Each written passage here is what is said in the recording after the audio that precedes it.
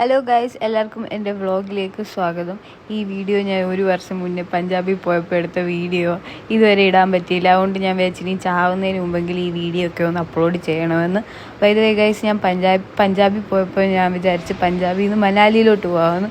പക്ഷേ ഞാൻ പഞ്ചാബിൽ നിന്ന് നോക്കിയപ്പം ഒരു 20 മണിക്കൂറേ ഉള്ളായിരുന്നു കശ്മീരിലോട്ട്. അപ്പം ഞാൻ വിചാരിച്ചു എന്നാൽ പിന്നെ കശ്മീരിലോട്ട് പോകാം, മനാലിയിലൊക്കെ പോയതല്ലേ, പോയ സ്ഥലത്ത് എന്തിനാ വേറെ പിന്നെയും പോകണമെന്നൊക്കെ വെച്ച് ഒരു ഒറ്റ മൈൻഡിൽ ഞാനങ്ങ് തീരുമാനിച്ച് കശ്മീരിൽ പോകാമെന്ന്. പക്ഷെ പോയപ്പോഴാണ് എനിക്ക് ഒരു കാര്യം മനസ്സിലായി, കശ്മീരിൽ അങ്ങനെ ചുമ്മാ ഒന്നും പോകാൻ പറ്റത്തില്ല.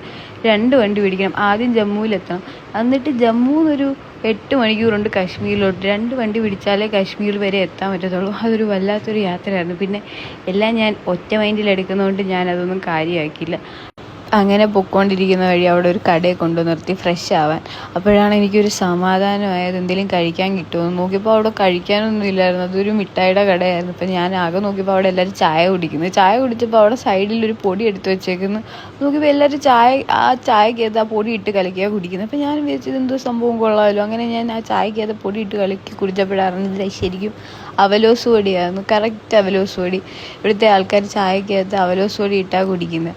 പക്ഷെ അത് കുടിച്ചപ്പോൾ ഒരു ആശ്വാസമൊക്കെ ഉണ്ട്. കുടിച്ച് കഴിഞ്ഞിട്ട് ആകെ ഞാൻ ചായ മാത്രമേ കുടിച്ചുള്ളൂ.